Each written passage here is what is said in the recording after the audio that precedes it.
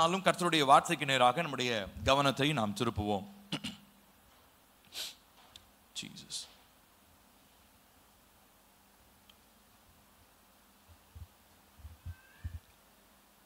நம்ம எல்லாருக்கும் வண்ணத்து பூச்சி நம்ம எல்லாரும் பார்த்திருப்போம், பட்டர்ஃப்ளை. இந்த வண்ணத்து பூச்சி விதமாய் அழகான ஒரு தோற்றத்திற்கு வருவதற்கு முன்பதாக அது ஒரு விரும்பப்படத்தகாத உருவமாகிய ஒரு புழு மாதிரி அது இருக்கும். உங்க எல்லாருக்கும் தெரியும், அதை கக்கூன் அப்படின்னு சொல்லுவோம். புழு மாதிரி இருக்கும். அந்த புழுவா இருக்கும் போது அது யாருமே விரும்புகிற ஒரு நிலையில அது இருக்காது, அருவருப்பானது போல இருக்கும். ஆனால் ஒரு குறிப்பிட்ட காலத்தில் அதை சுற்றி ஒரு கூடு உண்டாகி, அதனுடைய வீடியோ நான் போடணும்னு நினச்சேன், என்னால் முடியல. மேபி நெக்ஸ்ட் வீக் நான் பண்ணுறேன். அதை சுற்றி ஒரு கூடு உண்டாக்கி, அப்புறம் அந்த கூட்டிலிருந்து அதை தன்னை காத்துக்கொள்வது போல அடை காத்துக்கொண்டு கொஞ்ச நாட்கள் அது தங்கி இருக்கும் பொழுது அதற்கு அழகான இறகுகள் அதற்கு உண்டாகிறது. நல்லா அழகான நல்ல பயங்கர வண்ணம், கலர்ஃபுல் விங்ஸ் அதுக்கு உண்டாகும். அதுக்கப்புறம் என்ன நடக்குது அப்படின்னா, அதற்கு ரெக்கைகள் முளைத்து அதுக்கப்புறம் பறக்க ஆரம்பிக்கிறது. இப்போ இதே போலதான் தேவ பிள்ளைகளாக்கிய ஒவ்வொருவரும் தங்களுடைய வாழ்க்கையில கடந்து போக வேண்டியதான ஒரு மாற்றம். இதை ஆங்கிலத்தில் இந்த வார்த்தையை நீங்க நோட் பண்ணி வச்சுக்கோங்க. இதை மெட்டாமார்போசிஸ் அப்படின்னு சொல்லுவாங்க. மெட்டாமார்போசிஸ்னா என்ன அர்த்தம்னா, ஒரு உயிர் வேறொரு பரிமாணத்திற்குள்ளாக மாறும்படியாக தன்னை காத்து கொள்வது. ஒரு உயிர் வேறொரு பரிமாணத்திற்குள்ளாக மாறும்படியாக தன்னை அடை காத்து கொள்வது. புழுவாய் இருக்கிறதான அந்த ஜீவன் அது இப்போ பறக்கக்கூடிய பட்டாம்பூச்சாக மாறணும்னா அது அந்த ப்ராசஸ் வழியா அந்த ஒரு கூடை கட்டி அதற்குள்ளாக காத்திருக்க வேண்டியதான அந்த நிலை என்பது என்ன பண்ண முடியாதுங்க, தவிர்க்க முடியாத ஒன்று. ஆமா தானே? புழுவா இருந்து அது பறக்கணும்னா டைரக்டா புழு பறக்க முடியாது. அப்போ அது தன்னை அடை காத்து கொண்டுற மாதிரி அந்த ஒரு ப்ராசஸ் வழியா ஒரு குறிப்பிட்ட காலம் அது தன்னை ஒரு இடத்திற்குள்ளாக குறுக்கி தன்னை வைத்துக் கொள்வது அவசியமாக இருக்கிறது. தேவ பிள்ளைகளாகிய நம்ம எல்லாருடைய வாழ்க்கையிலுமே கர்த்தர் நம்மளை உயரங்களிலே உன்னதங்களிலே பறக்க வைக்கிறது, இதெல்லாம் நமக்கு நல்லதுதான், கேட்கறதுக்கு நல்லா சூப்பரா இருக்குது. ஆனா நம்மை எவ்விதமான ஒரு சிரமமான ஒரு ஒழுக்கத்திற்குள்ளாக நம்மை காத்து கொள்ளுகிறோம் என்பதை இந்த நாளிலே நாம் ஆராய்ந்து பார்க்க போகிறோம். இந்த மெட்டாமார்போசிஸ், அதாவது பரிமாண நிலை தேவ பிள்ளைகளாகிய எல்லாருக்குமே அவசியம். அதை பற்றி போன நாட்கள் எல்லாம் நாம் பேசிக்கிட்டு இருந்தோம். ரட்சிக்கப்பட்டவங்க எப்படி ரட்சிப்பில் வளருது. போன வாரத்தில் ரட்சிப்பை காத்துக்கொள்வதை குறித்து நான் பேசினேன். ஸோ அதை நான் உங்களோடு கூட நான் பகிர்ந்து கொள்ள போகிறேன். சரிங்களா? இப்போ போட மேபி நம்ம லேட்டர் ஆன் நம்ம போடலாம். சரி, இப்போ நான் என்ன சொல்ல வரேன் அப்படின்னு சொன்னால், இவ்விதமாக நம் எல்லாருடைய வாழ்க்கையிலுமே ஒரு ஆவிக்குரிய ஒழுக்கத்திற்குள்ளாக நம்மளை சிரமப்படுத்தி, அது லகுவாக இருக்க போறதில்ல, நம்மளை சிரமப்படுத்தி நம்ம ஒரு கட்டுப்பாட்டிற்குள்ள இருப்பதை போல ஒரு நாட்கள் நமக்கு தேவைப்படுகிறது. இந்த கட்டுப்பாட்டிற்குள்ளாக இந்த சிரமத்திற்குள்ளாக நம்ம இல்லைன்னு சொன்னா பின்பு நடக்க இருக்கிறதான பெரிதான உயரங்களிலே பறக்கக்கூடியதான அந்த நிலை நமக்கு கிடைக்கவே கிடைக்காது. ரட்சிக்கப்பட்ட முதல் நாளிலிருந்தே நீங்க உயரங்களில் பறக்க முடியாது. புதிதாய் பிறந்ததான கழுகை பத்தி போன வாரத்துக்கு முந்தின வாரம் அப்பா ஒரு சின்ன ஒரு உதாரணம் மாதிரி சொன்னாங்க. கழுகனுடைய குஞ்சு எவ்விதமாக தன்னுடைய குஞ்சுகளை அது பயிற்சி கொடுக்கும் இல்லைங்களா? அது என்ன பண்ணும், உயரத்துல போய் அந்த கழுகு குஞ்சு என்ன பண்ணிடுங்களா, அது தூக்கி போட்டுரும்.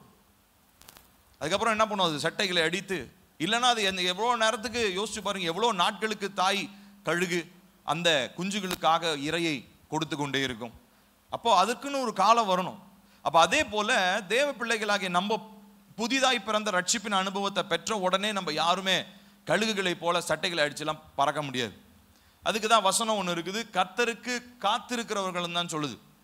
எடுத்த உடனே நம்ம அந்த உயரங்களிலே பறக்கிற அனுபவம், எக்ஸ்ட்ரீம் ஸ்பிரிச்சுவல் வாக், ஆவிக்குரிய நடக்கையிலே ரொம்ப நல்ல உச்சத்தில் நல்ல பயங்கர பரிசுத்தவானா, அபிஷேகம் நிரப்பப்பட்டவனா, அப்படி ஒரு நாளும் எந்த மனுஷனும் மாறிவிட முடியாது. ஆனால் நம்ம எல்லாருக்கும் ஆசை, அப்படி மாறணும்னு ஆசை. ஏசப்பாவை நம்புகிறோம், ஏசப்பாவை விசுவாசிக்கிறோம். ஏதோ ஒரு சடங்கை போல இந்த நாட்கள், ஏதோ ஒரு நிறைய பேருக்கு அப்படி தான் இருக்குது, ஏதோ சர்ச்சுக்கு வரோம் போகிறோம் அப்படின்னு. ஸோ இந்த நிலை மாறணும். இந்த நிலை முதலாவது நம்மளுடைய சிந்தையிலே ஒரு ஒரு ஒரு தாட் ப்ராசஸ் மாறணும், எண்ணங்களில் மாற்றம் உண்டாகணும். என்ன மாற்றம்? என்னை ஆவிக்குரிய கட்டுப்பாட்டிற்குள்ளாக, ஸ்பிரிச்சுவல் ரெஸ்ட்ரிக்ஷன்ஸ் எனக்கு வேண்டும். என்னுடைய எண்ணம் போகிற போக்கிலெல்லாம் நான் போக விட மாட்டேன்.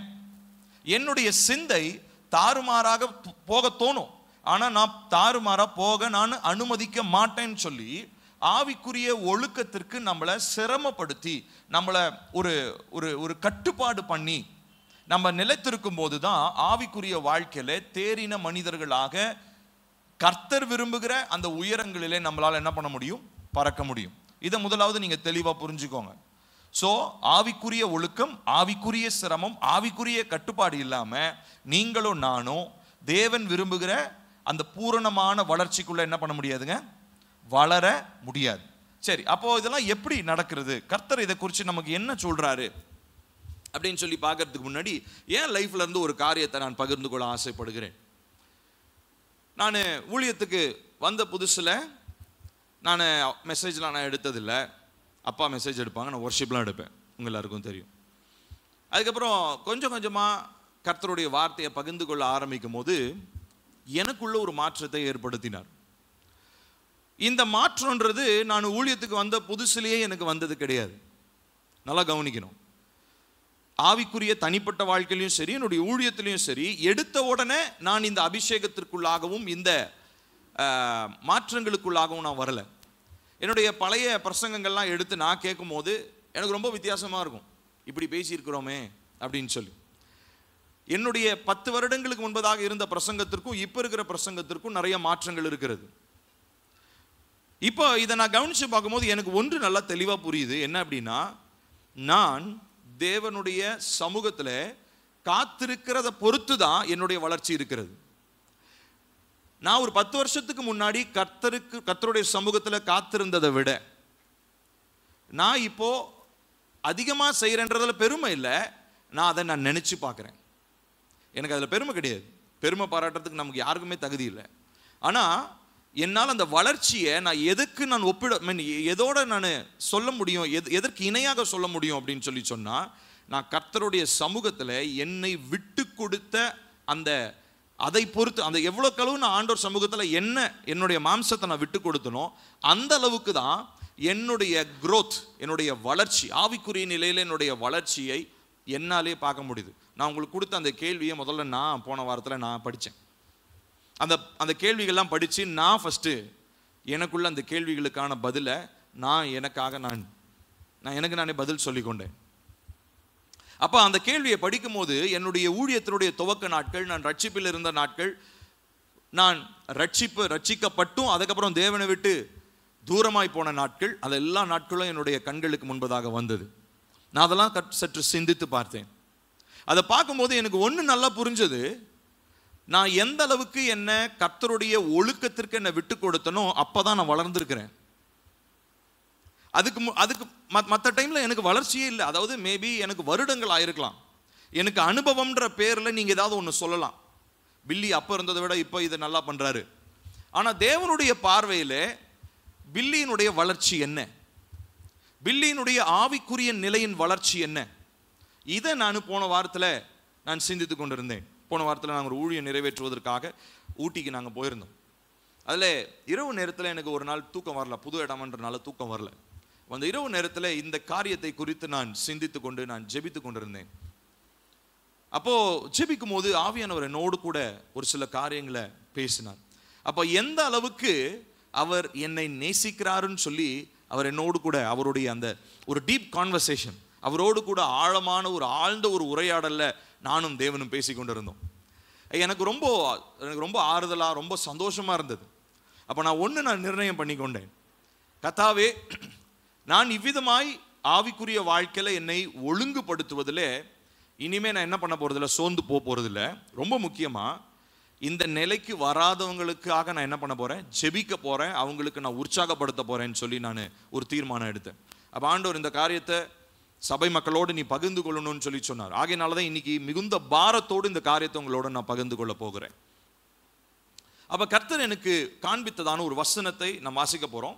அந்த வசனத்தை வாசிச்சு நம்ம அதுல இருந்து ஒரு சில காரியங்களை நாம் இந்த நாளில் தியானிக்க போகிறோம். எடுத்துக்கொள்ளுங்கள், கலாத்தியர் 2வது அதிகாரம் 20வது வசனம்.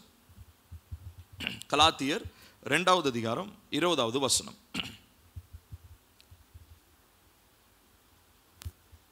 சீக்கிரம் எடுங்க, நம்ம எல்லாரும் சேர்ந்து வாசிக்கலாங்களா? கலாத்தியர் 2வது அதிகாரம் 20வது வசனம். கிறிஸ்துவுடனே கூட சிலுவையில் அறையப்பட்டேன், ஆயினும் பிழைத்திருக்கிறேன். இனி நான் அல்ல, கிறிஸ்துவே எனக்குள் பிழைத்திருக்கிறார்.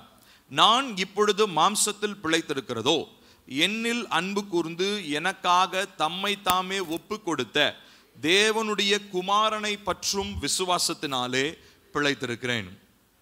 இன்னொரு முறை சத்தமாக, பைபிள் எடுத்தவங்க, பைபிள் வச்சிருக்கிறவங்க, படிக்க தெரிஞ்சவங்க எல்லாரும் சத்தமா வாசிக்கலாமா? நிறுத்தி நிதானமா. கிறிஸ்துவுடனே கூட சிலுவையில் அறையப்பட்டேன், ஆயினும் பிழைத்திருக்கிறேன்.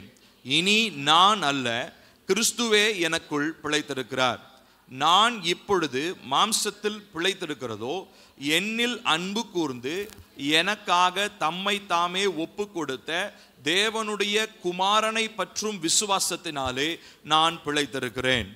போதும். இந்த வசனத்துல நாம் பார்க்கிறதான ஒரு காரியம், பவுல் சொல்றாரு, ஏசப்பாவை சிலுவையில் அறைஞ்ச மாதிரி நானும் இப்ப என்ன பண்ணப்பட்டிருக்கிறேன்? சிலுவையில் அறையப்பட்டிருக்கிறேன். சிலுவையில் அறையப்பட்டிருக்கும் பொழுது your actions are limited. சிலுவையில் அறையப்பட்டிருக்கும் பொழுது உங்களுடைய சரீரத்தினுடைய செயல்கள் குறுக்கப்பட்டதாக இருந்திருக்கும். இப்போ ஆண்டவராகிய இயேசு கிறிஸ்துவை சிலுவையில் அறையும் போது 2 கை கால் எல்லாத்தையும் அரைஞ்சிட்டாங்க. அப்போ அவரால் அசைக்கக்கூடிய ஒரே ஒரு உறுப்பு என்னவா தான் இருந்திருக்கும் அப்படின்னா தலை மட்டும்தான் இருந்திருக்கும். ஆமா தானே? கையை காலை அடைச்சாச்சுங்க, சரிங்களா? சரீரமும் அசைவதற்கு வழி இல்லை. ஏன்னா எப்படி அசைஞ்சாலும் வலி, அந்த ஆணி குத்தப்பட்டிருக்குது. அப்போ பயங்கர வேதனை இருந்திருக்கும். ஆனால் ஒன்று தலையிலையும் முள்முடி வச்சுட்டாங்க. அப்போ வேதனையில் அவரால், வலியில் அவரால் அசைத்திருக்கக்கூடிய ஒரு சரீர உறுப்பு என்னது? தலை மட்டும்தான். கழுத்து மேபி இப்படி தொங்க போட்டிருக்கலாம், இல்லை இப்படி திருப்பி இருக்கலாம், கண்ணு இப்படி பார்த்துருக்கலாம், இவ்வளவுதான். சிலுவையில் ஒரு மனிதன் அடிக்கப்பட்டிருக்கும் பொழுது அந்த மனிதனுக்கு ஆக்ஷன்ஸ் எப்படிங்க இருக்குது? ரொம்ப குறுகினதாக இருக்கிறது. அவரால் என்ன பண்ண முடியாது? கை அசைக்க முடியாது. டே இங்க வா அப்படின்லாம் கை இப்படிலாம் கூப்பிட முடியாது, எதுவுமே பண்ண முடியாது. கண்ணு அசைக்கலாம், மேபி கழுத்தை அசைக்கலாம். இப்போ சிலுவையில் அறையப்பட்டதான இயேசு எதற்காக அறையப்பட்டார்? நம்ம எல்லாருக்கும் தெரியும், பாவங்களை மன்னிக்கிறதுக்கு, பலியாக மாறுவதற்கு, இப்படி பல காரியங்களை நம்ம சொல்லலாம். பாவிகளை ரட்சிக்கிறதுக்கு, பிசாசை மேற்கொள்வதற்கு, இப்படி பல காரியங்களை நம்ம வாசிக்கிறோம், நம்ம கேட்கிறோம். ஆனா இப்ப பவுல் சொல்றாரு, கிறிஸ்துவுடனே கூட நானும், கவனிக்கணும், கிறிஸ்துவுடனே கூட நானும் சிலுவையில் அறையப்பட்டிருக்கிறேன். I have been crucified with Christ. இப்ப கிறிஸ்துவோடு அறையப்பட்டிருக்கிற நான், எனக்கும் என்னுடைய சரீரத்தினுடைய செயல்பாடுகள் எப்படிதான் இருக்குது? குறுகினதாக, லிமிட்டட் ஆக்ஷன். என்னால ஒரு சில காரியங்களை மாத்திரம் தான் செய்ய முடியும். என்னால ஒரு சில அவயவங்களை மாத்திரம் தான் என்னால் என்ன பண்ண முடியும்? செயல்படுத்த முடியும். நான் சொன்ன மாதிரி கண்ணு, இல்ல தலை, கழுத்து, அவ்வளவுதான். வேற எதுவுமே என்னால அசைக்க முடியாது. ஆமா தானே? இப்போ ஏன் பவுல் முதலாவது இந்த பகுதியை சொல்றார் அப்படின்னா, ஒரு ஆவிக்குரிய தேறின மனிதனாக ஒருவன் மாற வேண்டும் என்று சொன்னால் முதலாவது காரியம், you need to limit your actions. உங்களுடைய செயல்பாட்டை குறுக்கி கொள்ள வேண்டும். என்ன செயல்பாடு, எவ்விதமான காரியங்களை பத்தி நான் பேசுறேன்றது இன்னும் தெளிவா சொல்றேன், எல்லாரும் கவனிங்க. இப்போ உலகத்துல நம்ம பார்க்கிறதான மனிதர்கள், நம்முடைய நண்பர்கள், நம்முடைய சொந்தக்காரங்க எல்லாரும் தங்களுடைய விருப்பத்திற்கு என்ன வேணா என்ன பண்ண முடியும்? செய்யலாம். தங்கள் மனம் விரும்பினதை எப்படினாலும் அவங்க செய்வாங்க. எல்லாரும் தங்களுடைய லோகோவாக, ஸ்லோகனாக, எண்ணம் போல் வாழ்க்கை, என்னுடைய எண்ணம் என்ன எப்படி இருக்குதோ நான் அப்படி நான் வாழ போறேன், என்னுடைய விருப்பம், என்னுடைய ஆசை அப்படின்னு சொல்லி இந்த உலகத்தில் இருக்கிற மனிதன் இவ்விதமாக வாழ்ந்து கொண்டிருக்கிறான். இன்னைக்கு உலகத்துல மோட்டிவேஷன் பேசுறவங்களும் எப்படி பேசுவாங்க தெரியுங்களா? Live your life. உங்கள் வாழ்க்கை ஒரே வாழ்க்கை தான், சந்தோஷமா வாழுங்க, ஏன் கஷ்டப்படணும், ஏன் உங்களை நீங்களே ஒடுக்கி கொள்ளணும், ஏன் இவ்வளோ சிரமப்படணும்? ஆனா கிறிஸ்துவுக்குள்ள வந்ததுக்கு அப்புறம் பார்த்தீங்கன்னா இங்க வாழ்க்கையே வேற மாதிரி இருக்குது, லைஃப் ஸ்டைலே வேற.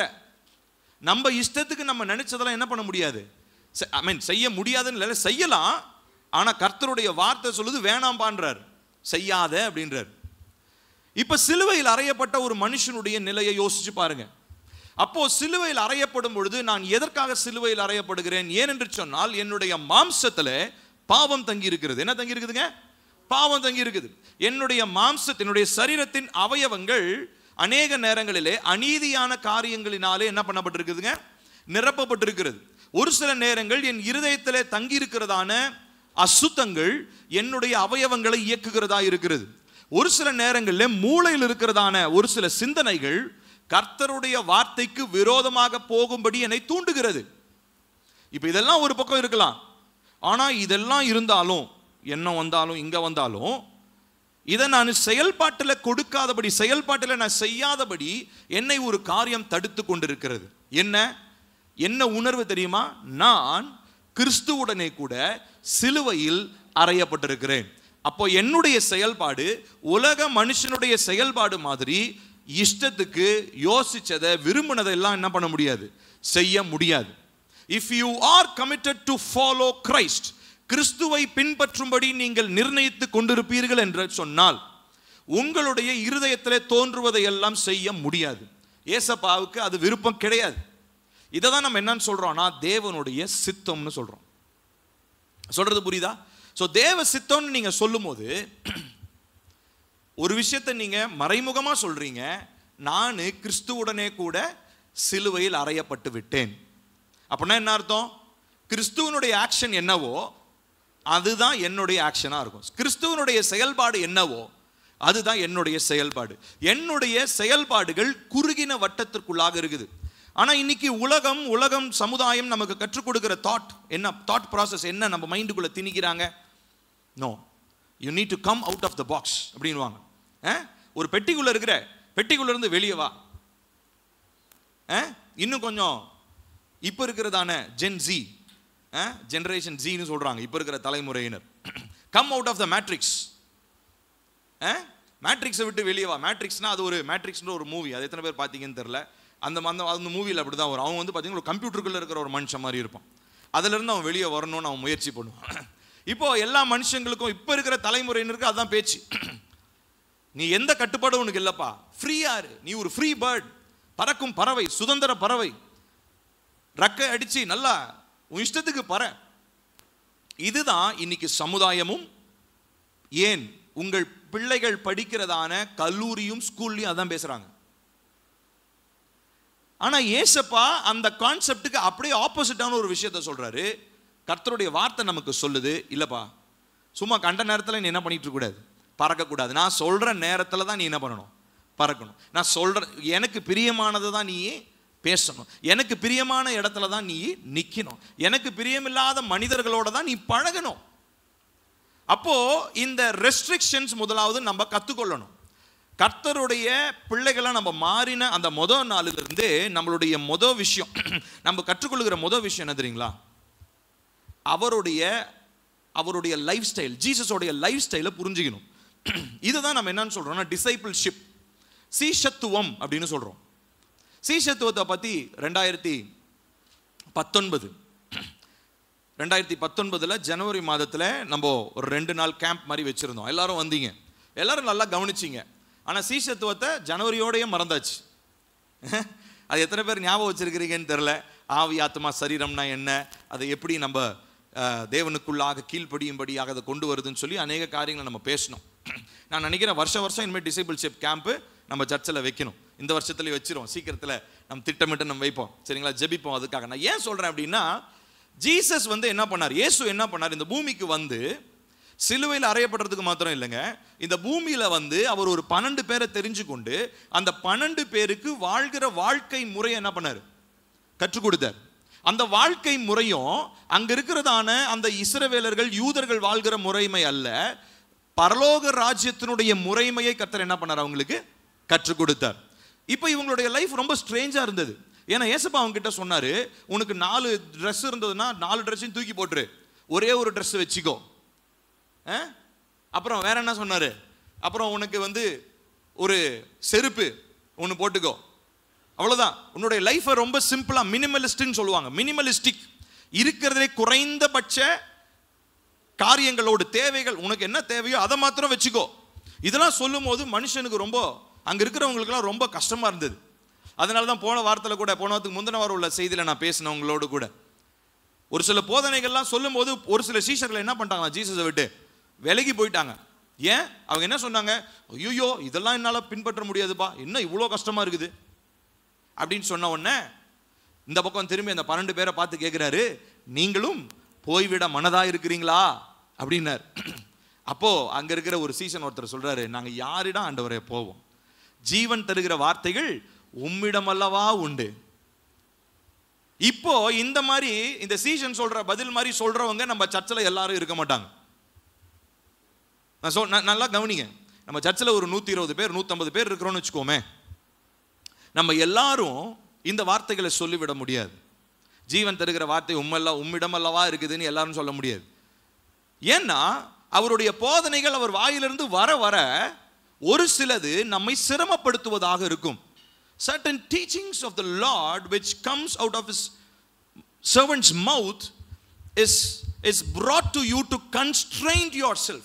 உங்களை கட்டுப்படுத்தி உங்களுடைய ஆவிக்குரிய வாழ்க்கையில ஒரு நெருக்கத்தை உண்டு பண்ணுவதை போல ஒரு சில வார்த்தைகளை கர்த்தர் தம்முடைய ஊழியக்காரர்கள் மூலமா பேசுவார். ஆனா இது எதற்காக? உங்களை சிலுவையில் அறையப்படுவதற்கு உறுதி செய்வதற்காக. ஒவ்வொரு தடவையும் கர்த்தருடைய வார்த்தை உங்களுக்கு நேரா வந்து அது உங்களை உணர்த்தது, ஒரு காரியத்தை செய்ய வேண்டான்னு சொல்லுதுன்னா என்ன அர்த்தம்? உங்களுக்கு என்ன ஞாபகப்படுத்துது கர்த்தருடைய வார்த்தை? You are not your self, நீ உனக்குரியவன் அல்ல. நீ என்ன பண்ணப்பட்டிருக்கிற? கிறிஸ்துவுடனே கூட சிலுவையில் அறையப்பட்டிருக்கிற. உன்னுடைய செயல்பாடுகள் குறுகின வட்டத்திற்குள்ளதான் இருக்குது. ஆகையினாலே உன்னுடைய விருப்பத்திற்கு இருக்கக்கூடிய எல்லா காரியங்களையும் உன்னால் என்ன பண்ண முடியாது, செய்ய முடியாது. அடுத்தது அவர் என்ன சொல்றாரு, அப்போஸ்தலனாகிய பவுல் சொல்றத பாருங்க, ஆயினும் பிழைத்திருக்கிறேன். கவனிக்கணும். சோ ஃபர்ஸ்ட் இவர் சொல்லிட்டாரு சிலுவையில் அறையப்பட்டேன், ஆனா ஜீசஸ் அந்த சிலுவையில மரிச்சு போன மாதிரி நான் மரிக்கல. ஏன்னா இப்ப அவருடைய ஜீவன் எனக்குள்ள வந்துருச்சு. சோ இந்த சிலுவையில் அறையப்படுறதுன்றது செத்து போறதுக்காக கிடையாது, நாம பிழைத்திருக்கும்படி. ஹல்லேலூயா. நான் சொல்றது புரியுதுங்களா உங்களுக்கு? எல்லாரும் உங்க நெஞ்சு மேல கை வச்சு சொல்லுங்க, நான் சாகாமல் பிழைத்திருக்க வேண்டும் என்று சொன்னால் கிறிஸ்துவுடனே சிலுவையில் அறையப்படுவது அவசியமாக இருக்கிறது. நான் சொல்றது புரியுதுங்களா? ஜீசஸ் சிலுவையில் அறையப்பட்ட போது அவர் மரிச்சார். ஆனா நீங்களும் நானும் அவரோடு கூட சிலுவையில் அறையப்படும் போது நமக்கு மரணம் இல்லை, நமக்கு நித்திய ஜீவன் உண்டாகிறது. ஹல்லேலூயா. இப்ப அதை சொல்லிட்டு அடுத்து சொல்றாரு பாருங்க, அடுத்து இருக்கிறது ரொம்ப முக்கியமான வார்த்தை, இனி நான் அல்ல கிறிஸ்துவே எனக்குள் பிழைத்திருக்கிறார். அடுத்து வாசிப்போம், நான் இப்பொழுது மாம்சத்தில் பிழைத்திருக்கிறதோ என்னில் அன்பு கூர்ந்து எனக்காக தம்மை தாமே ஒப்பு கொடுத்த தேவனுடைய குமாரனை பற்றும் விசுவாசத்தினாலே பிழைத்திருக்கிறேன். இப்ப சொல்றாரு, இப்ப நீங்க நானும் உயிரோடு இருக்கிறோம். அவர்படி லிட்டரலா பிசிக்கலா நம்மள சிலுவையில் அரைஞ்சிருந்தாங்கன்னா செத்து போயிருப்போம், உயிரோட வந்திருக்க மாட்டோம். இயேசு கிறிஸ்துவோட அறையப்பட்ட 2 கல்லர்கள் உயிரோடைய வந்தாங்க? சொல்லுங்களேன், உயிரோடைய வந்தாங்க? இல்ல, அவங்க செத்து போயிட்டாங்க. ஆனா இயேசு ஒருத்தர் தான் சிலுவையில் இருந்தா என்ன பண்ணாரு? உயிரோடு எழுந்தார். இப்போ நம்ம எல்லாம் ஸ்பிரிச்சுவலா என்ன பண்ணப்பட்டிருக்கோம்? ஆவிக்குரிய நிலையிலே சிலுவையில் அறையப்பட்டுட்டோம், ஆனாலும் பிழைச்சிருக்கிறோம். இப்ப பிழைச்சிருந்து நமக்குள்ளே தேவன் இருக்கிறான்னு சொல்லிட்டு அடுத்து பவுல் சொல்றாரு, எதற்காக நான் பிழைச்சிருக்கிறேன், எப்படி நான் பிழைச்சிருக்கிறேன்னா, முதல் விஷயம் ஜீசஸை, இயேசுவை என்னுடைய தெய்வமாக நான் விசுவாசிக்கிறதுனால என்னுடைய விசுவாசம் இந்த பிழைப்பை எனக்கு ஏற்படுத்தி இருக்கிறது. இப்ப நல்லா கவனிக்கணும் பிரியமானவர்களே, கர்த்தருடைய வார்த்தை நம்ம எல்லாருடைய தான் பேசுது. எல்லார்கிட்டையும் கர்த்தருடைய வார்த்தை ரொம்ப தெளிவா வருது. ஆனா ஒரு சிலர் அதற்கு செவி கொடுக்குறாங்க, ஒரு சிலர் அதற்கு செவி கொடுப்பது இல்லை. இன்ஃபேக்ட் ஏசப்பா ஒரு உவமையை பத்தி சொல்லும் போது சொன்னார் இல்லைங்களா, விதைக்கிற ஒருவன் விதைக்க புறப்பட்டான். அப்புறம் 4 விதமான நிலங்களை குறித்து பேசினார். சரி, அதெல்லாம் நமக்கு தெரியும். ஆனாலும் அந்த நல்ல நிலத்தை பற்றி சொல்கிறார். அந்த நல்ல நிலத்தில் விதைக்கப்பட்ட விதை ஏன் எல்லாமே 100 மடங்கு வரல? யோசிச்சிருக்கிறீங்களா என்னைக்காவது? நல்ல எல்லாரும் என்னை பாருங்களேன். நல்ல நிலத்தில் விதைக்கப்பட்ட விதை எல்லாருமே எல்லா விதையுமே எப்படி வந்திருக்கணும்? 100 மடங்கு பலன் கொடுத்துருக்கணும். ஆனால் ஏசப்பா என்ன சொல்றாரு? ஒன்று 30, ஒன்று 60, இன்னொன்று 100 பலன் கொடுத்தது. அப்போ கேட்கிற எல்லாருமே 100 மடங்கு என்ன பண்ண போறது இல்லை, பலன் கொடுக்க போவது இல்லை. அதனால வார்த்தையை கேட்டா போதும் அப்படின்றதுக்காக கிடையாது. அப்போ ஒவ்வொருவருக்கும் அந்த வார்த்தையை ஏற்றுக்கொள்ளுகிறதான அந்த மனப்பக்குவம், அந்த எப்படிப்பட்ட இருதயத்தோட வார்த்தையை நீங்க பெற்றுக்கொள்ளுகிறீங்கன்றதை பொறுத்து தான் அந்த வார்த்தை உங்களிடத்தில் கிரியை செய்ய முடியும். சொல்றது புரியுதுங்களா? அப்ப கர்த்தர் வார வாரம் நம்மகிட்ட பேசிட்டு தான் இருக்கிறார். தேவனுடைய வார்த்தை நம்மகிட்ட வார வாரம் பேசிட்டு தான் இருக்குது. ஆனா பேசும்போது எப்படிப்பட்ட இருதயத்தோடு நீங்கள் இதை ஏற்றுக்கொள்ளுகிறீர்கள், எப்படிப்பட்ட இருதயம் உங்களுக்கு உண்டாயிருக்கிறது? இப்ப வார வாரம் நம்ம சொல்றோம் சுயத்திற்கு மரித்து ஆண்டவருக்குள்ளாக பிழைத்து அப்படி இப்படின்னு பேசுறோம். இன்னைக்கு நம்ம என்ன பேசுறோம்? சிலுவையில் அறையப்பட வேண்டியது அவசியம், பவுல் மாதிரி நானும் சிலுவையில் அறையப்பட வேண்டும்னு சொல்லி. ஆனா இது இப்ப நீங்க கேட்குற இந்த வார்த்தை உங்களுக்கு 100 மடங்கு பலன் தரணும் அப்படின்னா ஒரே ஒரு விஷயம் தான். முதல் விஷயம் விசுவாசம். அடுத்ததா முக்கியமானது என்ன அப்படின்னா, என்னுடைய இருதயம் அவருடைய வார்த்தையை ஏற்கிற நிலையில் இருக்கணும். அதனால தான் ஞாயிற்றுக்கிழமை வர்றதுக்கு முன்னாடி உங்களுடைய இருதயத்தை நீங்க என்ன பண்ணிட்டு வரணுங்க? பக்குவப்படுத்தி கொண்டு வரணும். நம்ம பக்குவப்படுத்துறது, ஆயத்தப்படுத்துறது வெறுமனே 2வது ஞாயிற்றுக்கிழமை மட்டும் செய்யணும்னு நினைக்கிறோம், கிடையாது. ஒவ்வொரு தடவையும் தேவனுடைய வார்த்தை வரும்பொழுது நம்முடைய இருதயத்தை பக்குவப்படுத்தி கொள்ள வேண்டும். அதனால தான் சனிக்கிழமை நம்ம என்ன பண்றோம்? ஏன்னா ஞாயிற்றுக்கிழமை, அதாவது நிறைய பேர் பார்த்தீங்கன்னா நல்லா கவனிங்க, எல்லாருக்காக நான் சொல்றேன், என்னையும் சேர்த்து தான் எல்லாருக்காகவும் நான் சொல்றேன். ஞாயிற்றுக்கிழமை மாத்திரம் தேவன் நம்ம இடத்துல பேசுறது இல்லைங்க, எல்லா நாளும் பேசுறார். ஆனா ஞாயிற்றுக்கிழமை சபை கூடி வரும்பொழுது தேவன் ஒரு சில காரியங்களை விசேஷமாக என்ன பண்ணுவார்? பேசுவார். அப்போ அது பேசணும்னா என்னுடைய இருதயம் எப்படி இருக்கணும்? ஆயத்தத்தோட இருக்கணும். அப்பதான் 100 மடங்கு எனக்கு அது பலன் கிடைக்கும். நான் சொல்றது புரியுதுங்களா?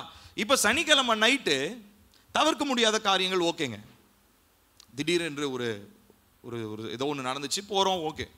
ஆனா எப்பயுமே இந்த சனிக்கிழமைகளில் நம்ம தேவன் சனிக்கிழமைன்னு சொல்ல, தேவன் ஆராதிக்க வர்றதுக்கு முன்னாடி உங்களுடைய இருதயத்தை ஆராய்ந்து பார்த்து சோதித்து பார்க்க வேண்டியது அவசியம்.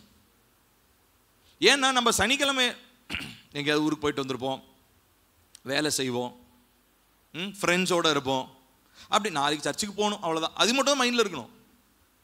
அப்படி தானே இருக்குது நம்ம எல்லாருக்கும், அப்படி தான் ஒத்துக்குவோம் உண்மையை. நாளைக்கு காலையில் சர்ச்சுக்கு போகணும், இது மட்டும் தான் நம்ம மைண்ட். ஏன்னா நாளைக்கு ஞாயிற்றுக்கிழமை காலையில் 7 மணி சர்வீஸா 11 மணி சர்வீஸான்னு நம்மளே ஒரு முடிவு பண்ணி தூங்கிடுவோம், அவ்வளோதான். ஆனால் ஆண்டவரே, நாளைக்கு நான் உங்களை பார்க்க வரேன், உங்கள் சமூகத்துக்கு வரேன், நீங்கள் என்கிட்ட என்ன பேச போகிறீங்க, என் இருதயத்தை அதுக்கேற்ற மாதிரி ஆயத்தப்படுத்துங்கன்ற ஜபத்தை 100ல் ஒருத்தர் வேணால் ஜெபம் பண்ணலாம். இப்போ கர்த்தருடைய வார்த்தை வார வாரம் பேசியும் நம்மகிட்ட பலன் கொடுக்காததுக்கான காரணம் என்ன தெரியுமா? இருதயம் கர்த்தருடைய வார்த்தையை ஏற்றுக்கொள்ளுகிற நிலையிலே இல்லை. அப்போ நமக்கு ஆயத்தம் வேணும் பிரியமானவர்களே. இந்த பழைய பெந்தேகோஸ்தே சபைகளிலே இன்னும் ஒரு சில சபைகள் இருக்குது, சுத்திகரிப்பு கூட்டம்னு ஒன்று வைப்பாங்க. சுத்திகரிப்பு கூட்டம் என்னத்துக்காக? வெறும் திருவனத்துக்கு முன்னாடி அப்படியே ஆயத்தப்படுத்திட்டு அப்படியே வர்றதுக்காக கிடையாது. கர்த்தருடைய வார்த்தையை என் இருதயம் ஏற்றுக்கொள்றதுக்கு என் மனநிலையை நீங்கள் உடைங்க, என்னுடைய இருதயத்தை உடைங்க, கடினத்தன்மையை நொறுக்குங்க, சதையான இருதயத்தை மாற்றுங்கன்னு சொல்லி ஜெபிக்கிற ஒரு ஜெபம் நம்ம எல்லாருக்கும் அவசியம். ஆனால் நமக்கு ஞாயிற்றுக்கிழமை வர்றதே பெரிய விஷயமா இருக்குது. அப்புறம் எங்க சுத்திகரிப்பு கூட்டத்துக்குலாம் வருது ஒன்று தெரியுங்களா? இதுக்கு முன்னாடி எங்க அப்பா சிறு வயதில் அவர் போன சபையை குறித்து அவர் சொல்வார். ஞாயிற்றுக்கிழமை திருவிருந்துக்கு வரணும்னா, திருவிருந்தில் பங்கெடுக்கணும்னா சுத்திகரிப்பு கூட்டத்தில் வந்தாதான் திருவிருந்து கொடுப்பாங்க, இல்லைன்னா திருவிருந்து கிடையாது, வெளியே போங்க பண்ணுவாங்க. எப்படி இருக்கும் யோசிச்சு பாருங்க. அந்த மாதிரி ஒரு சபைகள் இருக்குது, இன்னும் நடக்குது. அதெல்லாம் இதை நம்ம லீகலிசம்னு சொல்ல முடியாது. அவங்க என்ன எதிர்பார்க்குறாங்க? அவங்க அந்த மேபி அவங்களுடைய போதனைகள் வேறு வேறு மாதிரி இருக்கலாம், கருத்துக்கள் முரண்படலாம். ஆனால் அவங்க கர்த்தர் விரும்புகிற ஏன்னா அவங்க அவ்வளோ ஆயத்தத்தோடு அந்த வார்த்தையை என்ன பண்ணுறாங்க, கொண்டு வராங்க. அந்த ஆயத்தம் இல்லாமல் அதை ரிசீவ் பண்ணுறவங்களுக்கு அந்த ஆயத்தம் இல்லைன்னா நான் என்னதான் முக்கி பிரசங்கம் பண்ணாலும் அதில் எந்த பிரயோஜனமும் இல்லை. ஆவியானவர் செயல்படுவார், குத்துவார். ஆனா அதுக்கு என்னுடைய இருதயம் லகுவானதாக இருக்கணுமே, சதையானதாக இருக்கணுமே. என்னுடைய இருதயம் ஆயத்தப்படாமல் கர்த்தருடைய வார்த்தை வார வாரம் பேசி எந்த பிரயோஜனமும் இல்லை பிரியமானவர்களே. அப்ப நீங்க ஒரு காரியத்தை நிர்ணயம் பண்ணிக்கொள்ளுங்க. அது ஞாயிற்றுக்கிழமையா இருக்கலாம், திங்கக்கிழமை. தேவனை ஆராதிக்க வர்றதுக்கு முந்தின நாள் நல்ல கவனிங்க எல்லாரும். இன்னிலிருந்து இது தீர்மானம் எடுங்க. தேவனை ஆராதிக்க வர்றதுக்கு முந்தின நாள் ஒரு மணி நேரமாச்சும் தனிப்பட்ட முறை, 1 மணி நேரமாச்சும் தனிப்பட்ட முறையில் ஆண்டவர் சமூகத்தில் உட்கார்ந்து உங்களுடைய இருதயத்தை ஆராய்ந்து பாருங்க. ஏன்னா ஏசப்பா நீங்க இந்த வாரம் ஃபுல்லா உங்ககிட்ட பேசலாம், நீங்க வசனம் வாசிக்கும் போது உங்கள்கிட்ட பேசலாம், ஜோம் பண்ணும்போது உங்கள்கிட்ட பேசலாம், எல்லாம் நல்லதுதான். ஆனா கூடி வரும்போது கர்த்தர் பேசுகிற வார்த்தை ரொம்ப ரொம்ப முக்கியம். சபை கூடுகையிலே கர்த்தர் பேசுகிற வார்த்தை ரொம்ப ரொம்ப முக்கியம். அதை ஏற்றுக்கொள்வதற்கு ஒரு இருதயத்தை எனக்கு உருவாக்குங்க ஏசப்பா. ஏன்னா அந்த வார்த்தையில் இருக்கிறத எத்தனையோ பாரங்களும் கவலைகளும் சிரமங்களும் என்னுடைய இருதயத்தை என்ன பண்ணிடுச்சு, கல்லு மாதிரி மாத்திருச்சு. ஆனா இந்த கல்லான இருதயத்தோட என்ன பண்ணக்கூடாது, உங்க சமூகத்துக்கு நான் வரக்கூடாது. செய்வீங்களா? இந்த ஜெபத்தை இனிமே என்ன பண்ண போறீங்க, ஆராதனைக்கு வர்றதுக்கு முந்தின நாள். அதனாலதான் சனிக்கிழமை கமிட்மெண்ட் வச்சுக்காதீங்க. சனிக்கிழமை என்ன பண்ணாதீங்க, கமிட்மெண்ட், எந்த ஒரு என்கேஜ்மெண்ட்டும் உங்களுக்கு இருக்கக்கூடாது. ஒரு சில நேரங்களில் இப்போ எங்களுக்குலாம் பார்த்தீங்கன்னா திடீர்னு ஏதாவது விசேஷங்கள் வரும், அது மாதிரி போயிட்டு வரும். ஆனால் நிறைய பேர் சனிக்கிழமை தான், ஏன்னா உலகம், நான் தான் சொல்றேன், உலக மனுஷனுக்கு சனிக்கிழமை ஒரு ஜாலி. Saturday night is a party night, Sunday is a party day. ஏன்னா சண்டே எல்லாரும் கல்யாணம் வைப்பாங்க, சண்டே எல்லாரும் விசேஷத்துக்கு போவாங்க. ஆனால் தேவ பிள்ளைகளுக்கு you have a very restricted movement. உங்களுக்கு கட்டுப்படுத்தப்பட்ட செயல்பாடுகள் தான் உங்களுக்கு. ஏன்பா ஞாயிற்றுக்கிழமை சர்ச்சுக்கு போய் ஆகணுமா? ஆமாங்க, உங்களை மாதிரி எங்களால் இருக்க முடியாது. ஏன்னா நான் இயேசுவுடனே கூட சிலுவையில் அறையப்பட்டிருக்கிறேன். நீங்களும் உங்களை மாதிரி கையை காலை ஆட்டிக்கிட்டுலாம் ஓடிக்கிட்டுலாம் இருக்க முடியாது. நான் சிலுவையில் அறையப்பட்டிருக்கிறேன். என்னுடைய செயல்பாடு முடிஞ்ச தலையை நவுத்தலாம், கண்ணை நவுத்தலாம், அவ்வளோதான். மற்றபடி என்னால் எதுவும் செய்ய முடியாது. ஏன்னா my Jesus has commanded me to crucify my flesh to the cross. ஏன்னா என் இயேசு என்ன பார்த்து சொல்றாரு, என் மாம்சத்தை சிலுவையில் அறை, என்னோடு கூட சிலுவையில் அறைன்னு அவர் சொல்றாரு. அப்போ நான் உங்களை மாதிரி என்ன பண்ணிட்டு இருக்க முடியாது, உங்களுடைய காரியங்கள்லாம் நான் பங்கெடுக்க முடியாதுன்னு தைரியமா சொல்ல முடியுமா? ஐ சேலஞ்ச் யூ டுடே. நான் உங்களுக்கு சவால் விடுறேன். கர்த்தருடைய வார்த்தைக்கு முன்னாடி, கர்த்தருடைய ஆராதனைக்கு போறதுக்கு முன்னாடி, இந்த மாதிரி காரியங்களை நீங்க தேவனுடைய காரியங்களை பங்கெடுக்கிறதுக்கு முன்னாடி நீங்க இந்த காரியத்தை யோசிச்சு பாருங்க. உங்க ஃப்ரெண்ட்ஸ் யாராவது உங்கள்கிட்ட சனிக்கிழமை ஞாயிற்றுக்கிழமை ஒரு கமிட்மெண்ட்காக பேசும்போது 4-5 தாட்டி யோசிச்சு முடிவெடுங்க. ரொம்ப ரொம்ப முக்கியமானது பிரியமானவர்களே. Please try to understand. நான் சொல்றது நல்லா தெளிவாக கவனிங்க. ஏன்னா நான் மிகுந்த பாரத்தோடு பேசுறேன். வாரம் நம்ம கர்த்தருடைய வார்த்தையை கேட்கிறோம். ஆனா என்ன மாற்றம் வந்திருக்கிறது, எந்த ஆவிக்குரிய நிலையில நாம் வளர்ந்திருக்கிறோம்? ஏனென்று சொன்னால் நாம் இன்னும் சிலுவையில் அறையப்படலை. தேவ பிள்ளைகளாக அப்படியே ஊரா நம்ம போகணும், அங்க போகணும், இங்க போகணும்னு உலக மனிதர்களுடைய யோசனையின்படி தான் நம்முடைய யோசனைகள் இருக்கிறது. உலக மனிதனுடைய ஆசையின்படி தான் நம்முடைய ஆசை இருக்கிறது. ஆனா தேவ பிள்ளைகளாகிய உங்களையும் என்னையோ கர்த்தர் சிலுவையில் அறையும்படி அவர் கேட்கிறார். he is begging you, வந்திருப்பா, please come and crucify your flesh to myself. என்னுடைய சிலுவையோடு கூட உன்னுடைய மாம்சத்தை நீ அறைந்து கொள். ஏன்? நீ செத்து போகணுன்றதுக்காக கிடையாது. because I want to give you eternal life.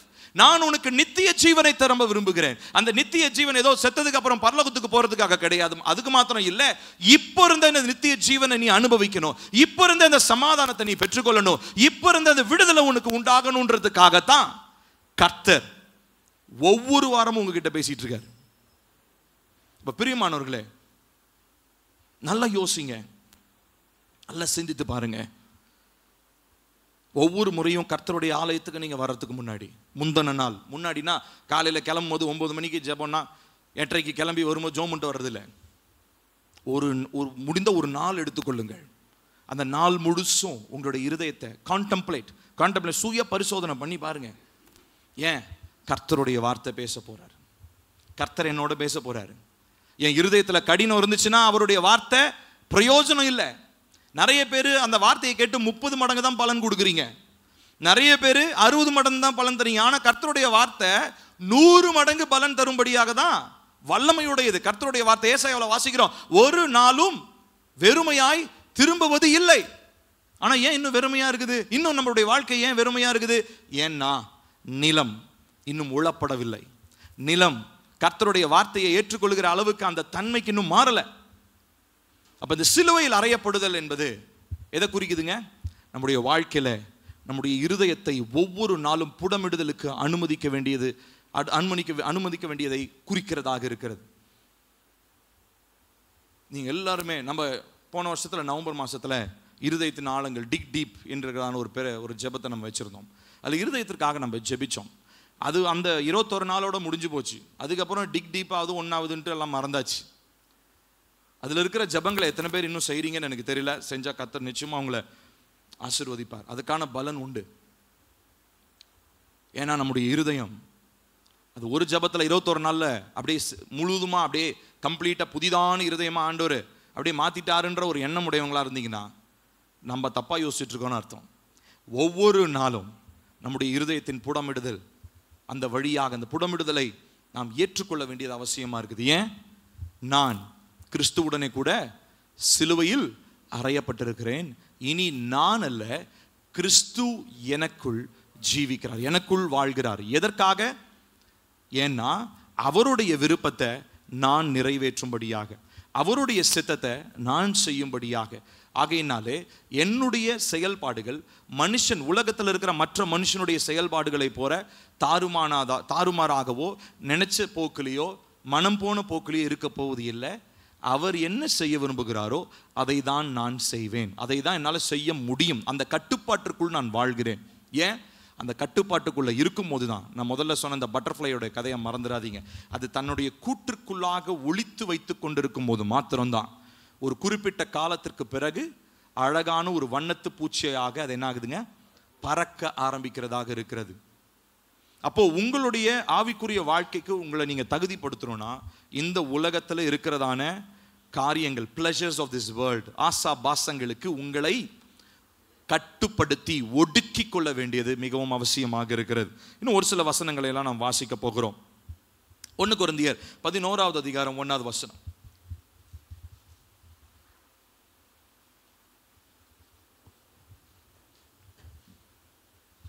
1 கொரிந்தியர் 11:1 சேர்ந்து வாசிப்போமா? நான் கிறிஸ்துவை பின்பற்றுகிறது போல நீங்கள் என்னை பின்பற்றுகிறவர்களாயிருங்கள். திரும்ப வாசிப்போம். நான் கிறிஸ்துவை பின்பற்றுகிறது போல நீங்கள் என்னை பின்பற்றுகிறவர்களாயிருங்கள். இப்ப நல்லா கவனிக்கணும். அப்போஸ்தலனாகிய பவுலுக்கு எவ்வளவு தைரியம் இருந்திருக்கும் பாருங்க. நல்லா கவனிக்கணும். எல்லாரும் என்னை பாருங்க.